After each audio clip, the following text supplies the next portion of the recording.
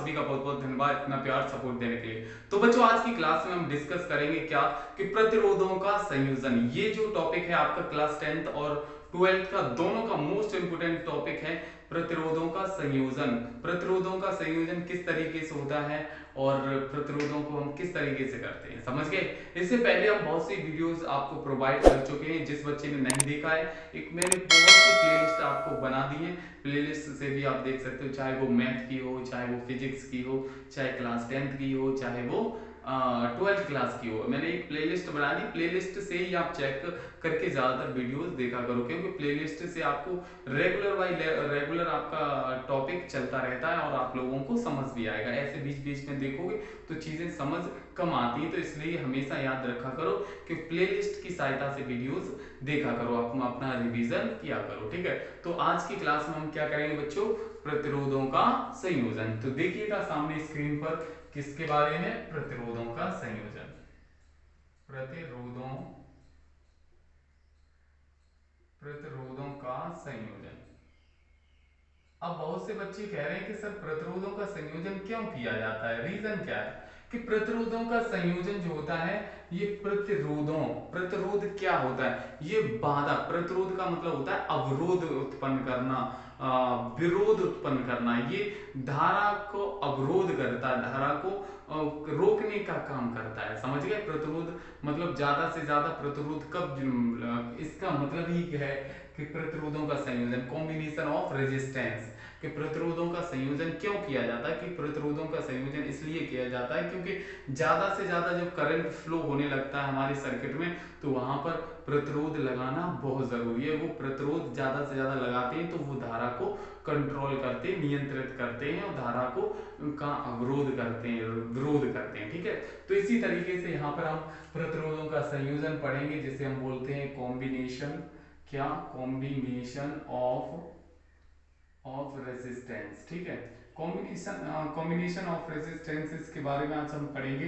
तो शुरू से लेकर बच्चों एंड तक रहना। आज हम दोनों ही कॉम्बिनेशन करेंगे, समांतर क्रम संयोजन, श्रेणी क्रम संयोजन। ये दो तरीके से होता है, प्रतिरोधों का संयोजन दो तरीके से होता है। पहला पॉइंट आता है आपका क्या, कि प्रतिरोधों का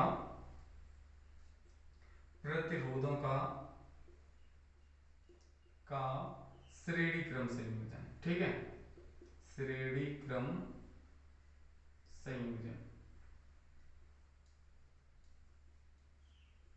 प्रतिरोध जो होते हैं वो श्रेणी क्रम में किस तरीके से जुड़े होते हैं, कॉम्बिनेशन और सीरीज कॉम्बिनेशन ऑफ रेजिस्टेंसेस, उसके बारे में आप बात करेंगे कि सीरीज कॉम्बिनेशन में किस तरीके। सामने देखो स्क्रीन पर कि जैसे आपके देखो सर्किट इस तरीके से बना होता है, इस तरीके से ऐसे बना होता है, एक ही लाइन में जुड़े होते हैं। श्रेणी क्रम का मतलब होता है एक ही लाइन में ज्यादा से ज्यादा प्रतिरोधों का जुड़ा होना। ये आपका क्या कहलाता है, श्रेणी क्रम संयोजन कहलाता है, ठीक है।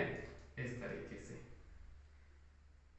ऐसे ये एस टाइप से आपका एक सर्किट बना होता है और यहाँ पर आपका प्लस क्यू आ गया, यहाँ पर माइनस, ये बैटरी जुड़ी होती है यहाँ पर, ठीक है। बैटरी जुड़ी होती, क्या जुड़ी होती, बैटरी। अब ये बात है कि यहाँ पर हमने तीन प्रतिरोध लिए, क्या, R1 इनको नाम दे दिया, R2 दे दिया और R3 दे दिया, ठीक।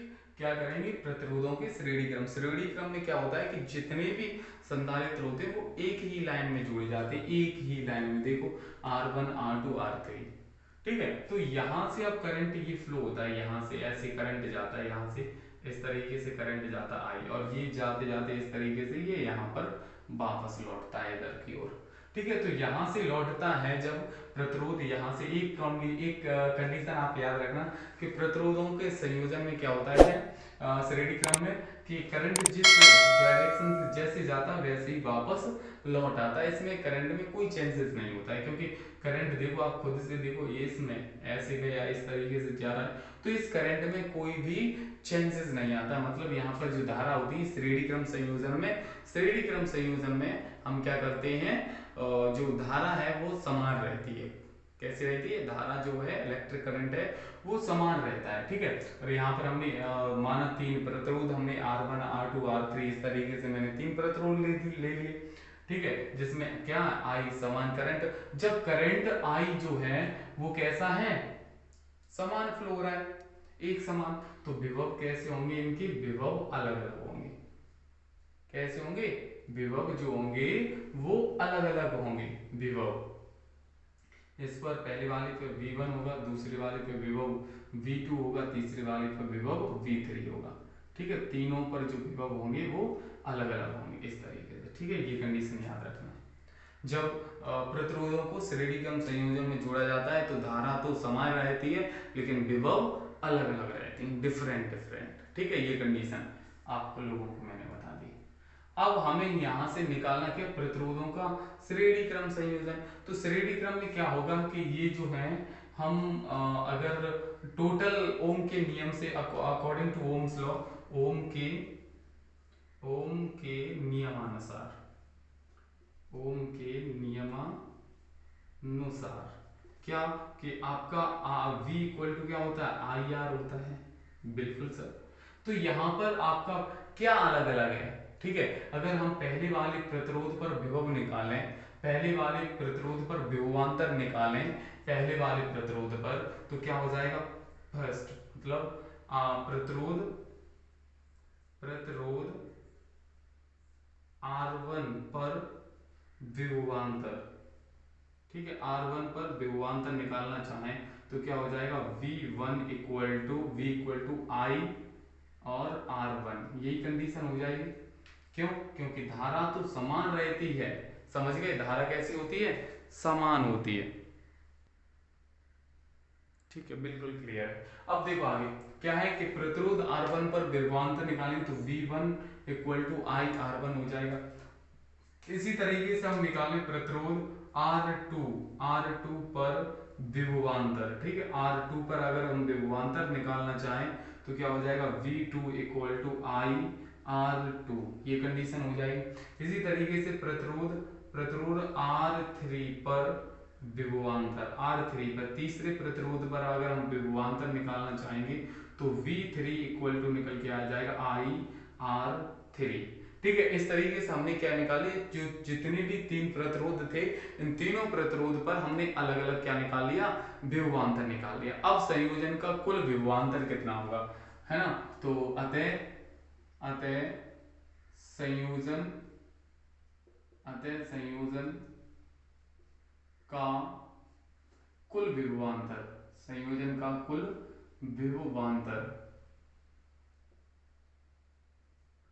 विभवांतर निकालेंगे तो हमें क्या करना होगा, टोटल जितने भी विभव दिए हैं उन विभव को सभी को ऐड करें। V equal to V1 plus V2 plus V3, इन तीनों विभवांतरों को क्या करेंगे, जोड़ देंगे। ठीक है, तो बिल्कुल सर जोड़ दिया हमने। देखो V equal to V1 plus V2 plus V3। अब V इक्वल टू हमने क्या निकाला था, ओम के नियम से V इक्वल टू IR, तो इस V की जगह हम क्या रखेंगे, IR। ठीक है, V1 की वैल्यू हमने क्या निकाली, IR1, क्या निकाली, हमने निकाली IR1 प्लस दूसरे के लिए IR2 प्लस तीसरे के लिए क्या निकाली, IR3। इस तरीके से हमने अलग अलग के लिए निकाल ली। अब इन सभी से देखो आपका कॉमन मिल रहा है कुछ, IR इक्वल टू कॉमन मिल रहा है I, सभी से कॉमन क्या है, I है कॉमन। तो यहाँ पर हमारा क्या हो जाएगा, R1 plus R2 plus R3, ये कंडीशन हो जाएगी। समझ आ रहा है सभी बच्चों को। देखो अब देखो यहाँ से I से ये I कट जाएगी। क्लियर हो रहा है, एक बार कमेंट बॉक्स में बता दीजिए बच्चों, क्लियर हो रहा है सभी को। बिल्कुल ठीक है, एकदम क्लियर है। ठीक है, तो I से I कट जाएगा तो हमारा R इक्वल टू हो जाएगा R1 plus R2 plus R3। ठीक है, ये हमारा श्रेणी क्रम संयोजन में प्रतिरोध अगर जुड़े होंगे तो ये रेजिस्टेंस आ जाएगा। क्लियर हुआ। ठीक है, इस तरीके से हम ये वाला डेरिवेशन आसानी से कर सकते हैं। ये कब, तीन प्रतिरोध जब जुड़े होंगे, चार होंगे तो और आगे हो जाएगा। ठीक है, पांच होंगे तो पांच तक जाएगा ये सीरीज। ठीक है, अब अगर यहां पर n समान प्रतिरोध दिए हों तब आपका टोटल अगर हमें प्रतिरोध निकालना होगा तो क्या हो जाएगा, R equal to N R1, ये हो जाएगा। कि अगर R1 R2 R3 सभी की वैल्यू अगर एक जैसी है तो R equal to N R1, ये फॉर्मूला लग जाएगा। ठीक है, क्लियर हुआ हो रहा है बच्चों सभी को? मुझे उम्मीद है कि ये जो श्रेणी क्रम संयोजन है वो आप लोगों को समझ आ गया होगा। इसमें बस एक ही कंडीशन आपको याद रखनी है श्रेणी क्रम में और समांतर क्रम में। श्रेणी क्रम में क्या होता है कि श्रेणी क्रम संयोजन में जो धारा होती है वो समान रहती है, लेकिन विभव जो होता है, विभवांतर होता है तीनों प्रतिरोधों पर, वो अलग अलग होता है। ठीक है, तो मुझे उम्मीद है कि आप लोगों को जो श्रेणी क्रम संयोजन है वो अच्छे से समझ आया होगा। तो चलिएगा देखते हैं अब अगली स्लाइड में हम समांतर क्रम संयोजन की ओर बात करेंगे।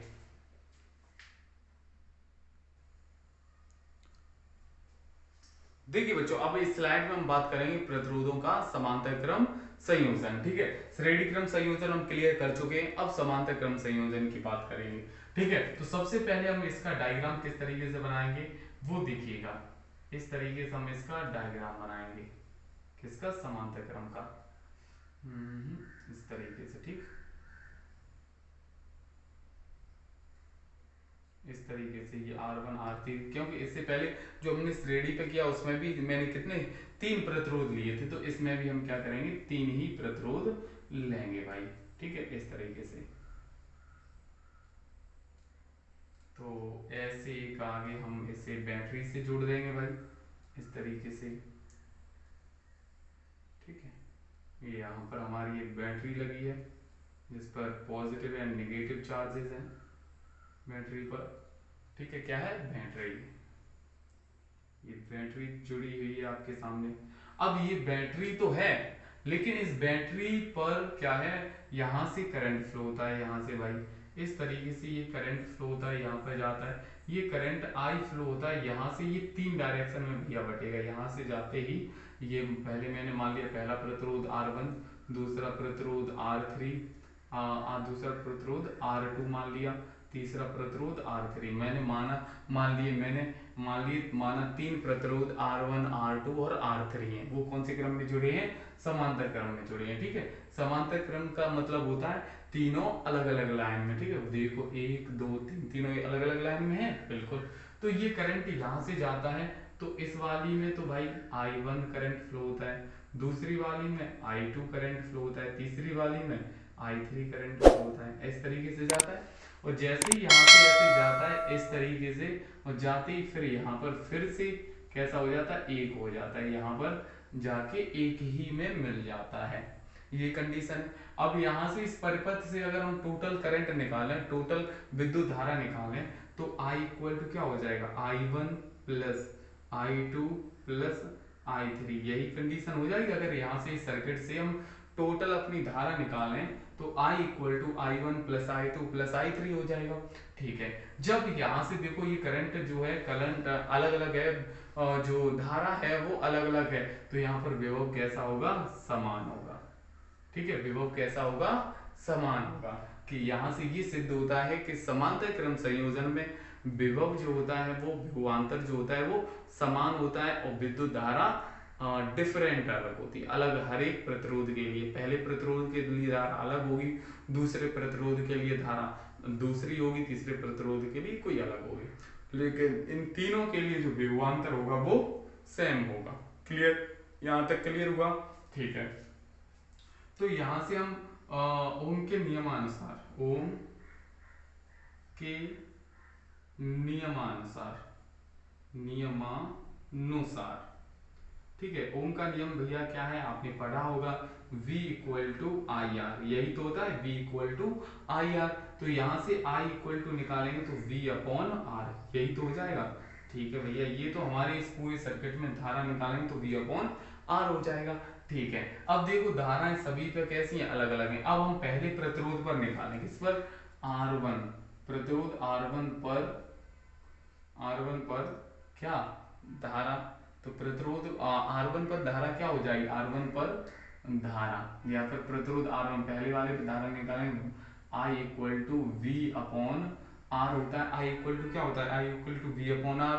तो विभव तो समान रहता है, लेकिन पहले वाले पर निकालना है तो क्या हो जाएगा? R1। ऐसे ही दूसरे वाले पर निकालेंगे तो I2 इक्वल टू क्या हो जाएगा? V अपॉन R2 हो जाएगा। यही तो कंडीशन हो जाएगी, समझ रहे हो। पहले वाले को निकालेंगे तो I1 V अपॉन R1, दूसरे के लिए I2 V अपॉन R2, ऐसे तीसरे पे निकालेंगे तो I3 V अपॉन R3, ये निकल आएगी, ठीक है। अब इस पूरे पर्पथ में हम प्रवाहित धारा निकालेंगे, पूरे पर्पथ पर। तो पूरे पर्पथ पर अगर निकालेंगे तो I इक्वल टू क्या हो जाएगा, I1 plus I2 plus I3, ये कंडीशन हो जाएगी। ये देखो मैंने पहले ही आपको बता दी, ये कंडीशन हो जाएगी I equal to I1 plus I2 plus I3, ये मतलब तीनों धाराओं को हम ऐड कर देंगे। यहाँ से देखो ये तीनों बटी, इन तीनों को ऐड कर देंगे, ठीक है। ये I की वैल्यू हमने यहाँ निकाली V अपॉन R, तो यहाँ पर पुट कर दो V upon R equal to I1 की value V upon R1 plus I2 की value V upon R2 plus I3 की V अपॉन R3, ये कंडीशन है, समझ आ रही है, बिल्कुल। अब देखो ऊपर क्या हो जाएगा, V upon R equal to, ऊपर से कॉमन है V, तो ऊपर यहाँ क्या हो जाएगा 1 अपॉन R1 प्लस यहाँ हो जाएगा 1 upon R2 plus 1 upon R3, ये कंडीशन हो जाएगी। V से ये V कट जाएगा तो ऊपर क्या हो जाएगा 1 upon R equal to 1 upon R1 plus 1 upon R2 plus 1 upon R3, ये हमारा निकल के आ गया किसमें, ये हमारा निकल के आ गया समांतर क्रम संयोजन में। अगर प्रतिरोध जुड़े हैं तो हमारा तुल्य प्रतिरोध क्या होगा, 1 upon R equal to 1 upon R1 plus 1 upon R2 plus 1 upon R3, समझ आ रहा है बच्चों। बहुत ही इजी है ये जो है ना टॉपिक, 10th क्लास में बहुत ज्यादा पूछा जाता है, ठीक है। तो ये कंडीशन हो जाएगी, ठीक है। और 11th पे इस पर क्वेश्चंस बनते हैं, और चाहे तो आपका ये डेरिवेशन भी आ सकता है, और डेरिवेशन आ गया तो आप धुआंधार आराम से कर सकते हो, ठीक है। ये चीज हो गई। अब यहाँ से अगर हम अगर n समान प्रतिरोध हो, n समान प्रतिरोध दिए हो, n समान प्रतिरोध हो, n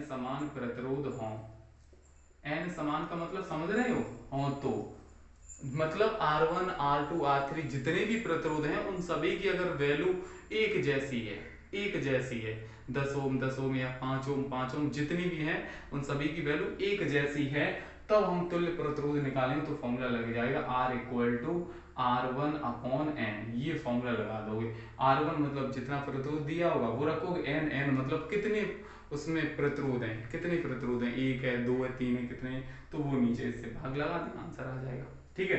अब अगर दो प्रतिरोध समांतर क्रम में जुड़े, किसमें जुड़े, समांतर क्रम में, जब दो प्रतिरोध